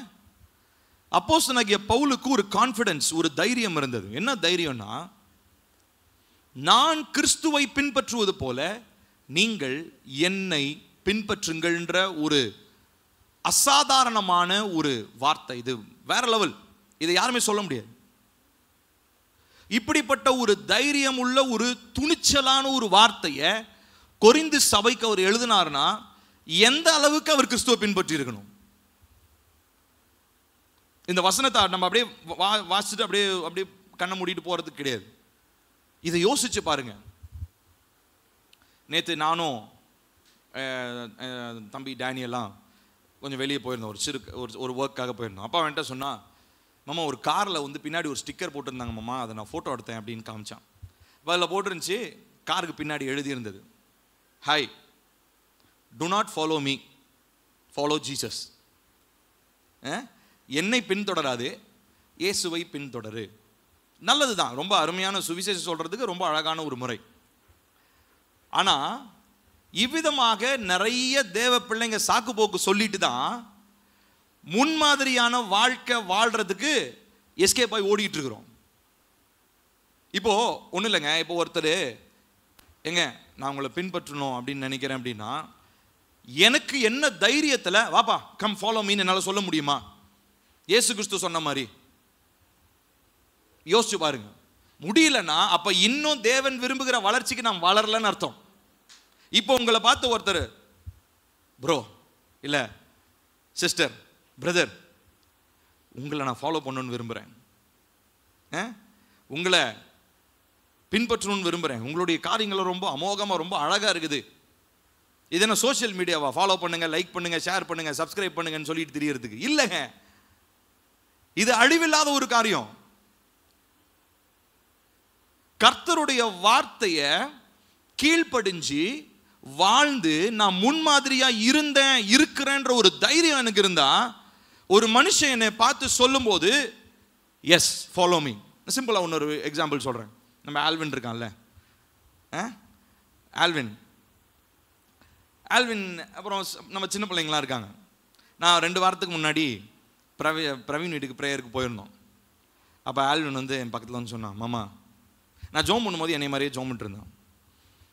எஸ் ஜீசஸ் அப்படின்னா எஸ் ஜீசஸ் நானும் தலையாட்டுற மாதிரி ஆட்டிகிட்டே இருந்தேன். அப்புறம் கொண்டாங்கல் சொன்னான், மாமா நானும் உங்களை மாதிரியே ஜோம் பண்ண போகிறேன் அப்படின்னா. சரி மாமா நானும் உங்களை மாதிரி பிரசங்கம் பண்ணுவோம் மாமா அப்படின்னா. சரிப்பா ரைட். மாமா நானும் உங்களை மாதிரி பைக் ஓட்டுவோம் மாமா அப்படின்னா. சரிப்பா சூப்பர். நானும் உங்களை மாதிரி ஜோம் பண்ணுவேன். வரிசையாக ரொம்ப நேரம் பேசிட்டே இருந்தான். Super super. அப்போது இது எதுக்காக அப்படின்னா, நான் ஏன் சொல்கிறேன்னா, இது எனக்கு பெருமை கிடையாது. எனக்கு அவன் சொல்லும் போது என்னோட இருதயம் குத்தப்பட்டது. சின்ன குழந்தை அவன். ஆனால் அவன் என்னை பார்த்து ஒரு காரியத்தை சொல்லும் போது என்னுடைய இருதயம் ஒரு கேள்வி கேட்குது. எனக்கு என்னுடைய மனசாட்சி ஒரு கேள்வி கேட்குது, நீ ஒர்த்தா? அந்த குட்டி குழந்தை உன்னை ஃபாலோ பண்ணுறதுக்கு, உன்னை பார்த்து காப்பி அடிக்கிறதுக்கு நீ ஒர்த்தா? அந்த அளவுக்கு உனக்கு தகுதி இருக்குதா? யோசிச்சு பாருங்களேன். அது ரொம்ப பெருமையாக நான் நினச்சிக்க கூடாது. அது எனக்கு பெருமை கிடையாது. அது என்ன என்கிட்ட பேசுகிற ஒரு கேள்வி. இப்போ சின்ன வயசில் அவன் பார்க்குறான். மேபி பெரியவன் ஆனதுக்கப்புறம் அவனுக்கு கண்டிப்பாக அவனுடைய ஆசைகள் எல்லாமே மாறும், ரட்சிப்பின் அனுபவம் பெற்றுக்கொள்கிற வரைக்கும். ஆனால் அந்த சிறு பிராயம் முதலே எனக்குலாம் நல்லா ஞாபகம் இருக்கு. நான் சின்ன வயசில் பார்த்து ஆசைப்பட்ட ஒரு சில ஊழியக்காரங்கள் எனக்கு இன்னும் என் மனதில் இருக்கிறாங்க. அதில் ஒரு சிலர் ஊழியத்தில் இருக்கிறாங்க, ஒரு சிலர் ஊழியத்தை விட்டு பின்மாற்றத்துக்கு போனவங்களும் இருக்கிறாங்க. ஆனால் இந்த யோசனை என்னுடைய இருதயத்தை குத்துச்சு. அன்னைக்கு அவன் பேசும்போது நான் சுதாட்ட வந்து சொன்னேன், பாரு சுதா இப்படி சொல்கிறான் அவன் அப்படின்னு சொல்லி. ஆனால் அந்த அந்த அந்த அந்த அந்த யோசனை என்னுடைய இருதயத்தை குத்துச்சு. அந்த கேள்வி என்னுடைய இருதயத்தை தொலைச்சிக்கிட்டே இருக்குது. ஸோ அப்போ சின்ன குழந்தை என்னை ஃபாலோ பண்ணுது. ஒரு சின்ன குழந்தை என்னை பார்த்து இதை செய்யணும்னு நினைக்குது. எதற்காக? மேபி அவனுக்கு சின்ன குழந்தையில அவனுக்கு வேற ஆசைகள் இருக்கலாம். ஆனால் இது ஏன் அவன் செய்யணும்? இல்லை அவன் செய்யறதுக்கு எனக்கு என்ன தகுதி இருக்கு? அவன் என்னை பார்த்து காப்பி அடிக்கிறதுக்கு எனக்கு என்ன தகுதி இருக்கு? எனக்கு கர்த்தர் கொடுக்கிற ஒரே தகுதி, நான் தேவனுடைய சாயலாக உருவாக்கப்பட்டு என்னுடைய மாம்சத்தை சிலுவையில் அறையிறது தான் என்னுடைய ஒரே தகுதி. நான் சொல்றது புரியுதுங்களா? நான் சொல்றது புரியுதா புரியலையா? ஒரு மனுஷன் என்ன பின்பற்றணும்னா எனக்கு ஒரே தகுதி, என்னுடைய மாம்சத்தை கிறிஸ்துவுடனே கூட சிலுவையில் அறைய வேண்டும். இப்படி எல்லா தகப்பன்மார்களும் எல்லா தாய்மார்களும் உங்களுடைய பிள்ளைகளுக்கு நீங்கள் மாதிரிகளாக இருக்கிறீங்க. If you are not crucifying your flesh, உங்கள் மாம்சத்தை நீங்கள் சிலுவையிலே அறைய அம்மாவும் அப்பாவும் வெளிப்படையாத பிள்ளைகளுக்கு காண்பிக்கலன்னு சொன்னா, உங்க பிள்ளைங்க தங்களுடைய மாம்சத்தை சிலுவையில் அறைய முடியாது.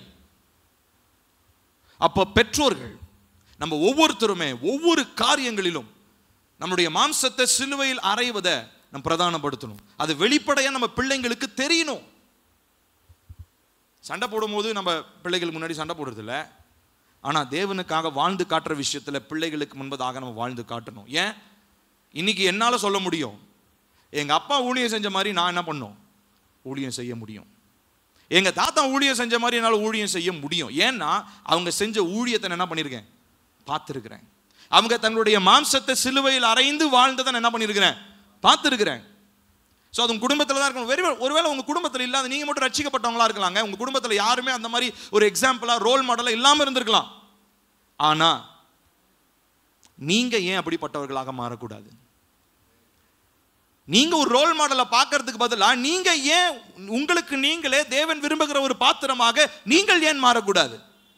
ஏன் உங்களுக்கு அது கடினமாக இருக்கிறது? வேற யாரோ பார்த்து காப்பி அடிக்கிறது. மேபி இப்போ அவன் என்னை பார்த்து, ஆல்வின் என்னை பார்த்து ஒரு சில காரியங்கள்லாம் செய்யலாம். ஆனால் அவன் பெருசாக அவனுக்குன்னு ஒரு தனித்துவம் இருக்கும், அவனுக்குன்னு ஒரு அடையாளம் இருக்கும். அதை தான் அவன் செய்யணும். இப்போ என்னை மாதிரியே அவன் செய்யணும், என்னை மாதிரியே செய்யணுன்றதுக்கு நான் பெருமைப்படக்கூடாது, இல்லை என்னை பார்த்து நான் சந்தோஷப்படக்கூடாது. ஒரு பாயிண்ட் வரும்போது ஒருவேளை அவன் என்னை காப்பி அடிக்கிறதா இருந்தாலும், இது மாமா, இது ஆல்வின். மாமாவுடைய ஐடென்டிட்டி வேற, ஆல்வினுடைய ஐடென்டிட்டி வேற. ரெண்டு பேரையும் தனித்தனியாக தான் தேவன் நேசிக்கிறார். அப்போ அவனுக்குன்னு ஒரு சில கிருவைகள், தாளந்துகள், வரங்களை கர்த்தர் என்ன பண்ணியிருப்பார்? கொடுத்துருப்பார். அவன் என்னைய பார்த்து காப்பி அடிச்சுட்டு வந்தானா அவன் என்ன பண்ணுவான், என்னுடைய தாளந்துகளும் என்னுடைய வரங்கள்லையும் அதுதான் அவனுக்கு வரும். ஆனால் அவனுக்குன்னு தனித்துவத்தை அவனால் என்ன பண்ண முடியாது, பெற்றுக்கொள்ளும். நான் சொல்றது புரியுதுங்களா? தேவ பிள்ளைங்க நிறைய பேர் இப்போ நிறைய பேர் வந்து பார்த்தீங்கன்னா ஊழியக்காரங்களை பயங்கரமாக ஃபாலோ பண்ணுவாங்க. நான் அவருடைய பெரிய ஃபேனுங்க, அந்த ஊழியக்காரருடைய ஃபேன், இந்த ஊழியக்காரருடைய ஃபேன். நீங்கள் ஃபேனாக இருந்துக்கோங்க. ஆனால் உங்கள் நீங்கள் யாரோ ஃபாலோ பண்ணுறீங்களோ அவருடைய மாம்சத்தை சிலுவையில் அரைஞ்சாரான்னு பாருங்க, அப்புறம் அவரை ஃபாலோ பண்ணுங்க. இந்த பவுலுக்கு எப்படிங்க அந்த தைரியம் வந்துச்சு? ஏன்னா அவர் அவ்வளோ தைரியமாக சொல்றாரு, என் மாம்சத்தை நான் சிலுவையில் அரைஞ்சிருக்கிறேன். I am not living for myself. நான் எனக்காக வாழவில்லை, நான் தேவனுக்காக வாழ்கிறேன். அதனால தைரியமா சொல்றாரு, நான் இயேசுவை பின்பற்றுவதை போல நீங்கள் என்னை பின்பற்றுங்கள். Do you have the guts to say that? உங்களுக்கு அந்த தைரியம், அந்த துணிச்சல் இருக்கிறதா? இதுதாங்க தேவ பிள்ளையினுடைய வாழ்க்கையில கர்த்தர் விரும்புகிற காரியம். நம்ம ஒவ்வொருத்தரும் இந்த மாதிரி சொல்ல முடியுமா? வெளியில போய் என்னை ஃபாலோ பண்ணுங்க, ஏன்னா நான் இயேசுவை ஃபாலோ பண்றேன், என்னுடைய செயல்பாடுலாம் கரெக்டாக தான் இருக்கும். ஆனால் நம்ம என்ன பண்ணுவோம் தெரியுமா? எக்ஸ்கியூஸ் கொடுத்துருவோம். நான் மாம்சமான மனிதனுங்க, என்னையெல்லாம் ஃபாலோ பண்ணாதீங்க. நான் சொன்ன அந்த காருக்கு பின்னாடி எழுதியிருக்கிற மாதிரி, do not follow me, follow Jesus. Okay, நீங்கள் நல்லது தான், இயேசுவை பின்பற்ற சொல்றது நல்லது தான். ஆனால் நீ என்ன பண்ற? உன்னுடைய கனமான பொறுப்பிலிருந்து நீ எக்ஸ்கியூஸ் கொடுக்குற, சாக்கு போக்கு சொல்ற. கனமான பொறுப்பு உனக்கு இருக்கிறது. என்ன பொறுப்பு?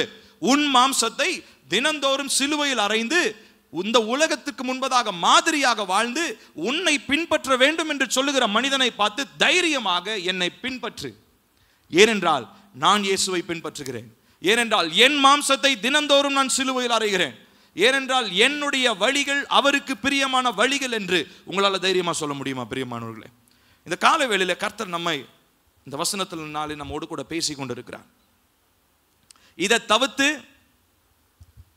இந்த காரியத்தை தவிர்த்து, அதாவது சிலுவையில் அறையப்படுதல், இப்போ நான் சொன்ன விஷயங்கள்லாம் தவிர்த்து நீங்க வேற என்ன யோசிச்சாலும், வேற எதை நீங்க சிந்திச்சாலும், வேற எது உங்களுடைய எதிர்கால திட்டமாக இருந்தாலும், இட் இஸ் ரபிஷ். அது குப்பை தொட்டியில போட வேண்டிய காரியம். ஒரு வசனத்தை வாசிப்போம். பிலிப்பியர் வசனத்தை வாசி முடிக்க போறோம். பிலிப்பியர் 3வது அதிகாரம் 8வது வசனம்.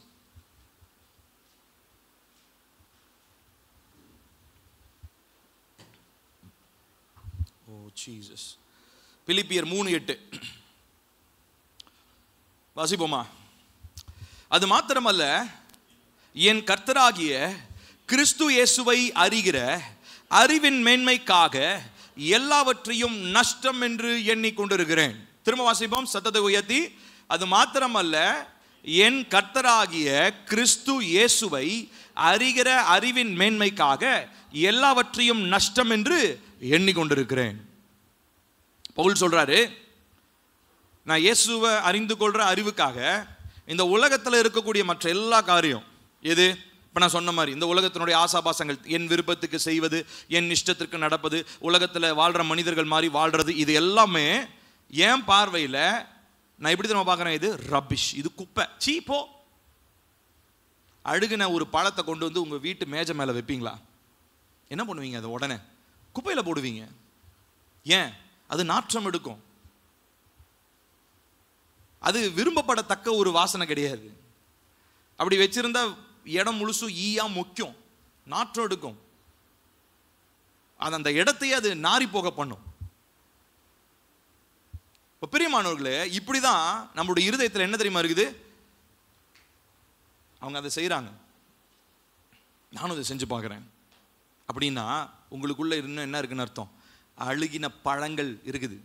You are rotting on the inside. உள்ளுக்குள்ளாக அழுகி கொண்டிருக்கிற ஒரு இருதயம்.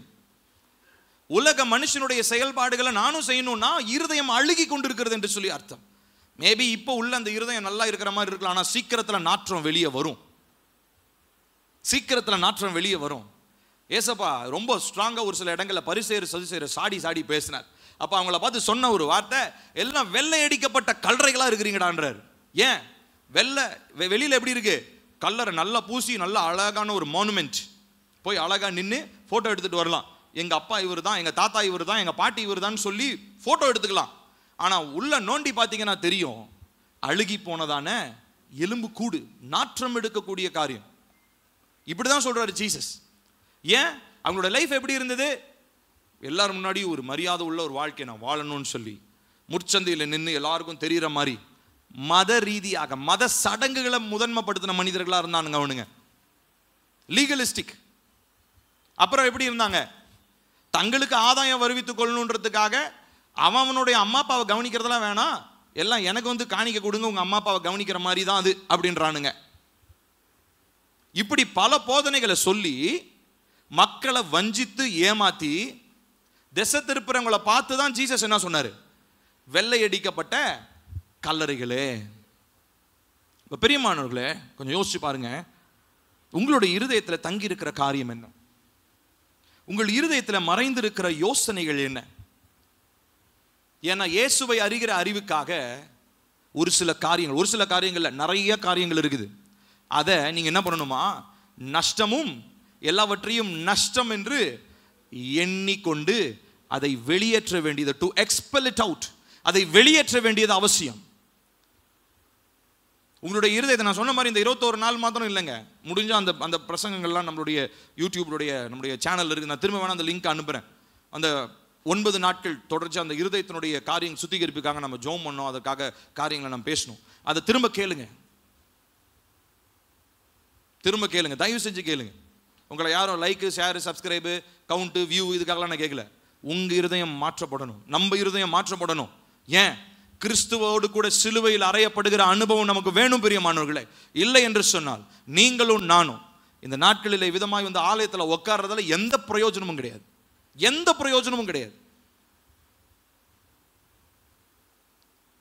பவுல் சொல்றாரு, தேவனை அறியணுன்றதுக்காக எல்லாவற்றையும் நஷ்டமும் குப்பையும் என்று நான் எண்ணிக்கொள்கிறேன்.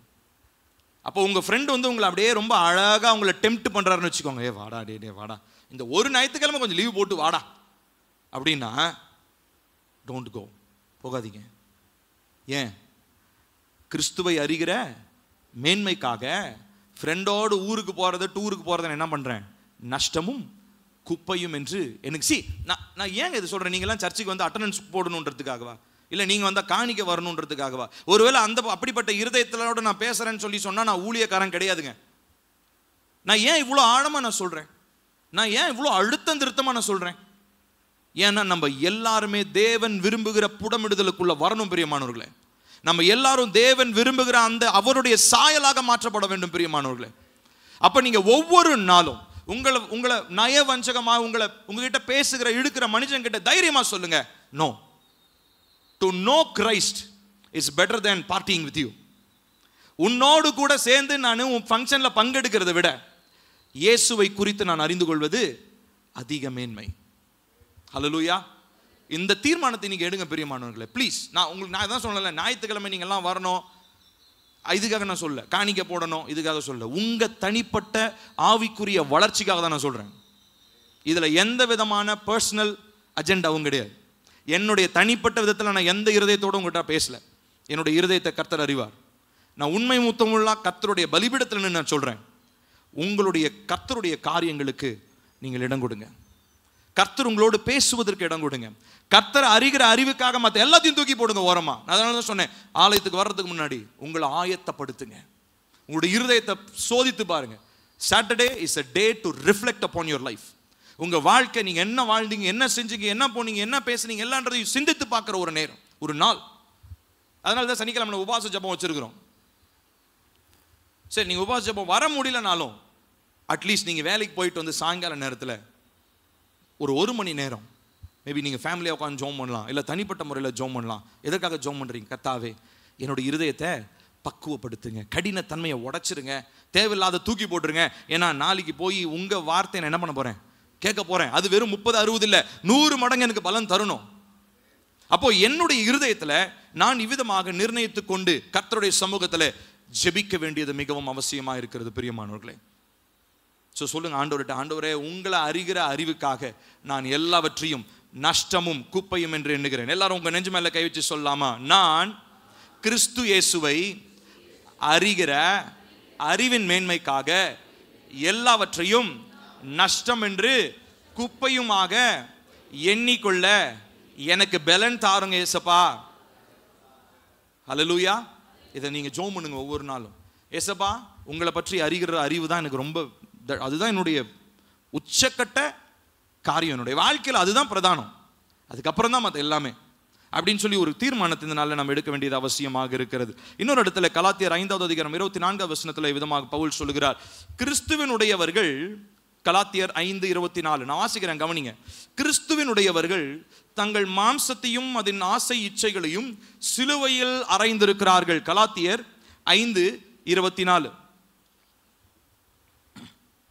கிறிஸ்துவினுடையவர்கள் தங்கள் மாம்சத்தையும் அதன் ஆசை இச்சைகளையும் சிலுவையில் அறைந்திருக்கிறார்கள். கிறிஸ்துவனை, நான் கிறிஸ்தவன் அப்படின்னா அல்டிமேட்டா ஒரே விஷயம்தான், உன்னுடைய மாம்சத்தையும் அதனுடைய இச்சைகளையும் சிலுவையில் அறைந்திருக்க வேண்டும். ஒரே ஒரு கேள்வி நான் உங்ககிட்ட கேட்கிறேன், நீங்கள் சிலுவையில் அறையப்பட்டிருக்கிறீர்களா? Are you crucified? சிலுவையில் அறையப்பட்டிருந்தா செத்து போறதுக்காக கிடையாது, அவருக்குள்ளாக நாம் பிழைத்திருக்கும்படி, நித்திய ஜீவனின் அனுபவத்தை நாம் பெற்றுக்கொள்ளும்படி. நம்முடைய மூமெண்ட்லாம் கட்டுப்படுத்தப்பட்டதா? ஒரு சில மூமெண்ட் தான் பண்ண முடியும், பட் தட் இஸ் குட், அது நல்லது. ஏன்? அந்த ஒரு சில மூமெண்ட் தான் என்னுடைய பரிசுத்தத்தை காத்துக்கொள்ளும். என்னுடைய எல்லா செயல்பாடுகளும், என் சரீரத்தில் எல்லாத்தையும் நான் அசைச்சிட்டு இருந்தேன்னா உலக மனுஷன் மாதிரியே நான் எல்லாமே செஞ்சிட்டு இருப்பேன். கிறிஸ்தவனா இருப்பதற்கு எனக்கு எந்த தகுதியும் கிடையாது. கிறிஸ்தவன் என்று சொல்வதற்கு எனக்கு எந்த தகுதியும் இல்லை. அதனாலதான் கலாத்தியர்ல இன்னொரு அதிகாரத்துல 6வது அதிகாரம் 14வது வசனத்துல அப்போஸ்தலனாகிய பவுல் சொல்றாரு, கர்த்தராகிய இயேசு கிறிஸ்துவின் சிலுவையை குறித்தே அல்லாமல் வேறு ஒன்றையும் குறித்து மேன்மை பாராட்டாதிருப்பேனாக. அவரால் உலகம் எனக்கு சிலுவையில் அறையுண்டிருக்கிறது, நானும் உலகத்திற்கு சிலுவையில் அறையுண்டிருக்கிறேன். எவ்வளவு இன்னொரு தைரியமான ஒரு வார்த்தை. அந்த பகுதி மட்டும் எடுத்துக்கோங்க, கலாத்தியர் 6:14. அதனோட பின் அந்த செகண்ட் பார்ட்டை மட்டும் படிக்கலாம் பாருங்க. கலாத்தியர் 6:14. நம்ம எல்லாரும் எந்திரிச்சு நிக்கலாமா? எந்திரிச்சு படிச்சு நம்ம ஜெபிச்சு நம்ம முடிக்க போறோம். கலாத்தியர் 6:14 எல்லாரும் எடுங்க. எடுத்துட்டீங்களா? எடுத்துட்டீங்களா? சேர்ந்து வாசிப்போம். நானோ நம்முடைய கர்த்தராகிய இயேசு கிறிஸ்துவின் சிலுவையை குறித்தே அல்லாமல் வேறொன்றையும் குறித்து மேன்மை பாராட்டாதிருப்பேனாக. அவரால் உலகம் எனக்கு சிலுவையில் அறையுண்டிருக்கிறது, நானும் உலகத்திற்கு சிலுவையில் அறையுண்டிருக்கிறேன். அவரால் உலகம் எனக்கு சிலுவையில் அறையுண்டிருக்கிறது. அப்படின்னா என்ன அர்த்தம்? அவர் என்ன சொல்றாரு? இந்த உலகத்தினுடைய மூவ்மெண்ட் பல இருக்கலாம், ஆனா இந்த உலகம் சிலுவையில் அறையப்பட்டிருக்கிறது. So which means it is dead. இந்த உலகம் எனக்கு செத்து போனதா இருக்குது. இந்த உலகத்தினுடைய மூவ்மெண்ட் என்ன கவர்ச்சிக்கிறதா இருக்க போறதில்லை, ஏன்னா அது எனக்கு என் கண்ணு முன்னாடி அது செத்துருச்சு. அடுத்ததா சொல்றாரு, நான் உலகத்திற்கு சிலுவையில் அறையுண்டிருக்கிறேன். உலகத்தில் இருக்கிற மனுஷனை பார்க்கும்போது அவன் எதை தான் பார்க்கறான்? சிலுவையில் அறையப்பட்ட பில்லியை தான் பார்க்கணும். இந்த உலகத்துல ஒரு மனுஷன் என்ன பார்க்கும்போது அவன் எதை பார்க்கணும் தெரியுமா? சிலுவையில் அறையப்பட்ட பில்லி. உங்க பேரை சொல்லி நீங்க யோசிச்சு பாருங்க. சிலுவையில் அறையப்பட்ட உங்களை மனுஷன் பார்க்கணும். இந்த உலகத்தில் இருக்க உங்க ஃப்ரெண்டு, உங்க சொந்தக்காரங்க, உங்க நண்பர்கள் உங்களை பார்க்கும்போது சிலுவையில் அறையப்பட்டவர்களாக உங்களை பார்க்கறாங்களா, இல்லை ஒரு ஃப்ரீ பேர்டா சுற்றி திரிந்து தன்னுடைய இஷ்டத்திற்கு செய்து கொண்டிருக்கிற மனுஷனை பார்க்கறாங்களா? இதுதான் இன்னைக்கு உங்க முன்னாடி நான் வைக்கிற கேள்வி. பிரியமானவர்களே, கர்த்தர் நம்ம ஒவ்வொருவரையும் புடமிட்டு கொண்டிருக்கிறார். சிலுவையில் அறையப்பட வேண்டும் என்பது பிரதானமான நோக்கமாக இருக்கிறது. ஏனென்றால் அவருடைய சித்தம் செய்யணும், அவருடைய விருப்பத்தில் நடக்கணும். அவர் விரும்புகிற வாழ்க்கையை வாழணும்னா, நித்திய ஜீவனுக்குள்ளாக நான் நுழையணும்னு சொல்லி சொன்னா மாம்சத்தை சிலுவையில் அறைய வேண்டியது அவசியமாக இருக்கிறது. நம்ம யாவன் கண்களை மூடுவோம், தேவனை நோக்கி பார்ப்போம். கர்த்தர் நம்மோடு கூட பேசியிருக்கிறார். கர்த்தர் ஒவ்வொருத்தர்கிட்டையும் பேசியிருக்கிறார். இது ஏதோ நான் ஒருத்தங்களுக்காக பேசின ஒரு பிரசங்கம் இல்லை, ஒரு குறிப்பிட்ட மனுஷனையோ ஒரு ஃபேமிலியவோ இவங்களுக்காக நான் பேசின பேச்சு இல்லை.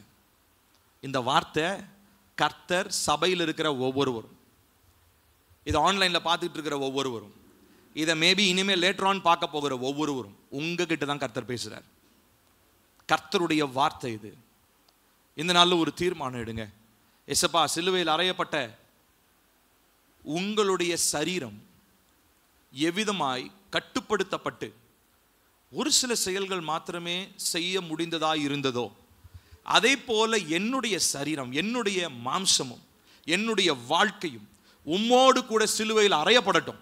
ஏன்னா இந்த உலகத்தில் இருக்கிற எல்லாம் செய்யற மாதிரி நான் செய்ய எனக்கு விருப்பம் இல்லை. ஒருவேளை நான் அப்படி விருப்பம் இருந்தாலும் அந்த விருப்பத்தை என்னை விட்டு எடுத்து போட்டுருங்க. ஏன்னா நான் இன்னைக்கு தீர்மானிக்கிறேன், அந்த செயல் எனக்கு வேணாம்.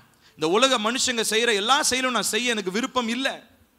அப்போஸ்தலனாகிய பவுலை போல அந்த தைரியத்தை எனக்கு தாங்க. நான் இயேசுவை பின்பற்றுகிறதை போல நீங்கள் என்னை பின்பற்றுகிறாங்கன்னு சொல்லி ஒரு மனுஷனை பார்த்து சொல்றதுக்கு அந்த தைரியத்தை எனக்கு தாங்க. ஏன்னா அப்போஸ்தலனாகிய பவுல் உங்களோடு கூட சிலுவையில் அறையப்பட்டதனால தான் அவர் அப்படி பேசினார். அவருக்கு அந்த தைரியம் இருந்தது. விசுவாசிகளை பார்த்து என்னை ஃபாலோ பண்ணுங்கன்னு சொல்றதுக்கு தைரியம் இருந்தது. ஆனால் இன்னைக்கு எங்க யாருக்குமே அந்த தைரியம் இல்லைப்பா. ஏன்னா நாங்கள் யாரும் இன்னும் சிலுவையில் அறையப்படலை. எங்களுடைய மாம்சம் பலவீனமாக அப்பப்போ நிறைய எக்ஸ்கியூஸை கொடுத்துட்டு, சாக்கு போக்கு கொடுத்துட்டு, நாங்கள் கிறிஸ்துவ வாழ்க்கையிலிருந்து தப்பித்து கொள்ள தான் நினைக்கிறோமே ஒழிய கிறிஸ்துவ வாழ்க்கையினுடைய கட்டுப்பாடுகளுக்குள்ளாக ஆவிக்குரிய ஸ்பிரிச்சுவல் ரெஸ்ட்ரிக்ஷன்ஸ்குள்ள எங்களை கொண்டு வர்றதுக்கு எங்களுக்கு விருப்பம் இல்லை. ஏன்னா எங்களுடைய மாம்சம் யோசனை, எங்களை சுற்றி இருக்கிறதான ஐடியாலஜி, மனுஷனுடைய யோசனை, இந்த உலகத்தினுடைய அமைப்பு, இது எல்லாமே எங்களுக்குள்ள ஒரு தாக்கத்தை ஏற்படுத்தி, நீங்க விரும்பாத தாக்கத்தை ஏற்படுத்திக்கிட்டு இருக்குது. ஆனா இன்னைக்கு என்னுடைய ஆவி ஆத்துமா சரீரத்தை நான் முழுசுமா ஒப்பு கொடுத்து சொல்றேன், என்னை உமோடு கூட நான் சிலுவையில் அறையும்படி நான் ஒப்பு கொடுக்கிறேன். நான் இந்த உலகத்திற்கு மரித்தவனாக இருக்கட்டும். இந்த உலகம் என்னை பார்க்கும்போது சிலுவையில் அரைஞ்ச பில்லியை பார்க்கட்டும். அதே மாதிரி இந்த உலகத்தை நான் பார்க்கும்போது சிலுவையில் அறையப்பட்டு மரித்து போன ஒரு உலகத்தை நான் பார்க்கட்டும். ஏன்னா நான் மரித்து போன ஜீவனற்ற ஒரு உலகத்தில் வாழ்ந்துட்டு இருக்கிறேன். ஆனா ஜீவனோடு என்னை காக்கிறவர், எனக்காக மரித்து உயிர்த்தெழுந்து ரத்தம் சிந்தினதான ஆண்டவராகிய இயேசு கிறிஸ்து, இந்த ஜீவனற்ற உலகத்தில் நான் வாழ்ந்தாலும் எனக்குள்ள நித்திய ஜீவனின் விருப்பத்தை ஏற்படுத்துகிறவர் நீங்க தான். அழிந்து போகக்கூடிய காரிருளில் மிதந்து கொண்டிருக்கிற இந்த உலகத்திற்கு மத்தியில என்ன வெளிச்சமா மாத்துறவர் நீங்க தான். ஆனா இது லகுவாய் வருவது இல்லை. உங்களுக்காக நான் வாழ்வது ஏதோ ஈஸியா வர்ற காரியம் இல்லை. என்னை ஆவிக்குரிய ஒழுக்கத்திற்குள்ளாக நான் ஒப்பு கொடுக்க வேண்டியது அவசியமா இருக்கிறது என்பதை நான் கற்றுக்கொண்டேன். அதற்காக என்னை ஒப்பு கொடுக்கிறேன். உண்மையுள்ள இருதயத்தோடு உங்களை சிலுவையில் அறையும்படி ஒப்பு கொடுக்கிற மனிதங்க மாத்திரம் உங்களுடைய கரங்களை உயர்த்துங்க. உங்களுடைய கரங்களை உயர்த்தி சொல்லுங்க, அப்பா நான் என்னை சிலுவையில் அறையும்படி ஒப்பு கொடுக்கிறேன். நான் நிறைய நேரம் சிலுவையில் அறைவதை போல என்னை ஒப்பு கொடுத்து விட்டு திரும்ப நான் அந்த சிலுவையிலிருந்து இறங்கி போயிடுறேன். ஆனா இன்னைக்கு என்னை முழுசுமா சிலுவையில் அறைய ஒப்பு கொடுக்கிறேன். இன்னைக்கு அது என்னுடைய தீர்மானம். இந்த தீர்மானத்தை மாற்ற மாட்டோங்க. சூழ்நிலைகள் மாறலாம், உணர்வுகள் மாறலாம். இன்னைக்கு ரொம்ப சந்தோஷமா இருக்கிறதுனால இந்த கையை தூக்கி இது ஒப்பு கொடுக்கறதுக்காக நான் உங்களை சொல்ல. எந்த நிலையிலும் நீங்க இன்னைக்கு கையை தூக்கி ஒப்பு கொடுக்கிறவங்க, எந்த நிலையிலும் சூழ்நிலை மாறினாலும் எந்த நிலையிலும் நான் உண்மையை பற்றி கொள்வேன். நான் உண்மையை பற்றி கொள்வேன். என்னுடைய மாம்சம் சிலுவையில் அறைஞ்சதான் இருக்கும். அது ஒரு நாள் கீழே வரப்போறது இல்லை. என்னுடைய செயல்பாடுகள் எல்லாம் குறுகின வட்டத்திற்குள்ள இருந்தாலும் பரவாயில்ல, கர்த்தருடைய விருப்பம் எதுவோ நான் அதை தான் செய்வேன்.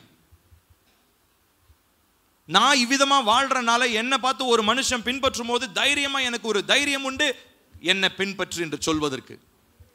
நான் ரொம்ப பாவிப்பா நீ இயேசுவை பின்பற்றுன்னு குறை சொல்றதுக்காக, என்னை குறை சொல்லிக் கொண்டு இயேசுவை முக்கியத்துவப்படுத்துறதுக்காக நான் பெரிய ஒரு தாழ்மை உள்ளவனை போல நான் காண்பிக்கிறது அது வேஸ்ட், அது வேஷம், அது தாழ்மை கிடையாது. அது என்ன தெரியுங்களா? நான் தவறின ஒரு மனுஷன், என்னால் உருப்பட முடியல, என்னால் கர்த்தருடைய வழியில் ஃபாலோ பண்ண முடியல, நீனாச்சும் போய் அவரை பின்பற்று. இல்லைங்க, பைபிளில் நம்ம பார்த்த ஒரு அப்போஸ்தலன் கூட அப்படி இல்லைங்க. எல்லா அப்போஸ்தலர்களும் தைரியமாக சொன்னாங்க என்ன பின்பற்று. ஏன்னா நான் ஏசப்பாவை பின்பற்றுறேன். அந்த தைரியம் உங்களுக்குள்ள இன்னைக்கு இருக்குதா? அப்படிப்பட்ட ஒரு வாழ்க்கை நீங்க வாழ்றீங்களா? அப்படிப்பட்டதான காரியத்தை நீங்க முதன்மைப்படுத்துங்க பிரியமானவர்களே. நம்ம எல்லாரும் ஆண்டவர் சமூகத்தில் ஒப்பு கொடுத்து ஜெபிப்போம். ஏசப்பா நான் இந்த நாளில் சிலுவையில் அறையும்படி ஒப்பு கொடுக்கிறேன். என் இருதயத்தை பக்குவப்படுத்துங்க, என் இருதயத்தை பரிசுத்தமாக்குங்க. என்னுடைய இருதயத்தை நல்ல நிலமாக மாற்றி 30, 60 இல்லை 100 மடங்கு எல்லா வார்த்தையும் எனக்குள்ள கிரியை செய்யணும்ப்பா.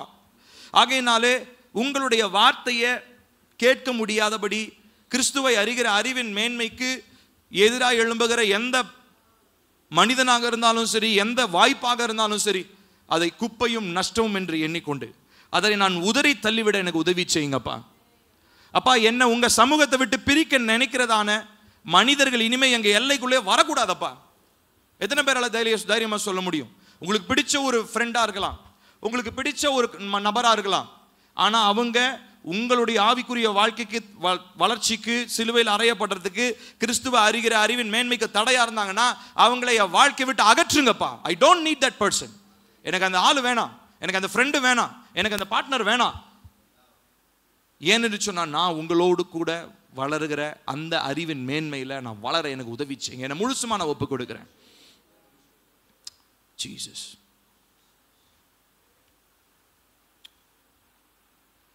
நன்றி ஆவியானவரே. நம்ம எல்லாரும் உண்மையுள்ள இருதயத்தோடு கண்களை மூடிக்கொண்டு நம்ம ஜெபிப்போம். கர்த்தாவே, என்னை நான் முழுவதுமாய் ஒப்புக் கொடுக்கிறேன். சிலுவையில் அறையும்படி என்னுடைய மாம்ச சிந்தைகள், எண்ணங்கள், யோசனைகள் எல்லாம் உம்மோடு கூட அறையப்பட்டிருக்க. நீங்க என்ன செய்ய நினைக்கிறீங்களோ அதை மாத்திரம் நான் செய்ய, உங்களை அறிகிற அறிவின் மேன்மைக்காக மற்ற எல்லாவற்றையும் குப்பையும் நஷ்டம் என்று எண்ணிக்கொண்டிருக்க எனக்கு இந்த நாளில் கிருபை தாரும், எனக்கு பலன் தாரும். என்னுடைய சுய பலத்தினால் இதை செய்ய முடியாது. ஆனால் நான் தீர்மானம் எடுக்கிறேன், இது நல்ல வழி எனக்கு தெரியும், இது நித்திய வழின்னு எனக்கு தெரியும், நடக்க எனக்கு பலன் தாரும். அன்பு மிரக்கமுள்ள நல்ல தகப்பனே, கிருபையான இந்த நல்ல நாளுக்காக நன்றி. நீர் இந்த நாள் எங்களோடு பேசின இந்த வார்த்தைக்காக ஸ்தோத்திரம். நாங்கள் சிலுவையிலே அறையப்பட்டிருக்க எங்களுக்கு உதவி செய்யும். எங்கள் மாம்சத்தின் காரியங்கள் எல்லாவற்றையும் நாங்கள் ஆராய்ந்து பார்த்து மாம்சத்தினுடைய அழிவுக்குரிய காரியங்களை எங்களை விட்டு அகற்றிவிட்டு உம்முடைய பாதையில நடக்க அப்போஸ்தலனாகிய பவுல் தைரியமாய் சொன்னது போல நாங்களும் எங்களை பின்பற்றுகிறவர்களை பார்த்து, நான் இயேசுவை பின்பற்றுகிறதை போல நீங்கள் என்னையும் பின்பற்றுங்கள் என்று சொல்லுகிற அந்த தைரியம் எங்களுக்குள்ளாக உண்டாகட்டும். ஏனென்று சொன்னால் உலகத்தில் இருக்கக்கூடிய மற்ற எல்லா காரியங்களை விட கிறிஸ்துவை அறிகிற அறிவின் மேன்மைக்காக மற்ற எல்லா காரியங்களையும் குப்பையும் நஷ்டம் என்று எண்ணிக்கொண்டு உம்மை மாத்திரம் பின்தொடர உங்களுடைய சித்தத்தை செய்ய எங்களுக்கு உதவி செய்யும். வந்திருக்கிற உங்களுடைய பிள்ளைகள் இந்த நாளில் தீர்மானம் எடுத்து உண்மையாக இதை பின்பற்றும்படியாக அப்பா உங்களுடைய உதவியை கேட்கிற ஒவ்வொருவருக்கும் ஒரு விசேஷித்த கிருபையை தாங்க. ஒவ்வொரு நாளும் தங்களை ஆராய்ந்து பார்த்து சிலுவையிலே அறையப்பட்டிருக்க ஒவ்வொருவருக்கும் பலனையும் கிருபையும் தாரும். நீரே உயர்ந்துரும். இதனால் எங்களோடு பேச நம்முடைய வார்த்தைக்காக ஸ்தோத்திரம். பரிசுத்தப்படுத்தும், வருகைக்காக எங்களை ஆயத்தப்படுத்தும். வருகிற வாரத்திலே உங்களுடைய சரீரத்திலும் ரத்தத்திலும் நாங்கள் பங்கெடுக்க போகிறோம். ஆகையினாலே எங்களை நாங்களே இந்த வாரத்திலே ஆராய்ந்து கொண்டு சுத்திகரித்து கொண்டு பரிசுத்தமாக்கப்பட்டு உங்க பந்தியிலே பங்கெடுக்க எங்களுக்கு உதவி செய்யும். துதி கன மகிமை எல்லாம் உமக்கே. இயேசுவின் நாமத்தில் கேட்கிறோம் ஜீவனுள்ள நல்ல பிதாவே, ஆமென். நம்முடைய கர்த்தராகிய இயேசு கிறிஸ்துவின் கிருபையும் பிதாவாகிய தேவனுடைய அன்பும் பரிசுத்த ஆவியினுடைய காவலும் ஐக்கியமும் நம்ம அனைவரோடும் இன்றும் என்றும் சதா காலங்களிலும் நிலைத்திருப்பதாக. ஆமென், ஆமென், ஆமென். Praise the Lord. கர்த்தர் உங்களை ஆசீர்வதிப்பார். அடுத்த வாரத்தில் வரும்போது அந்த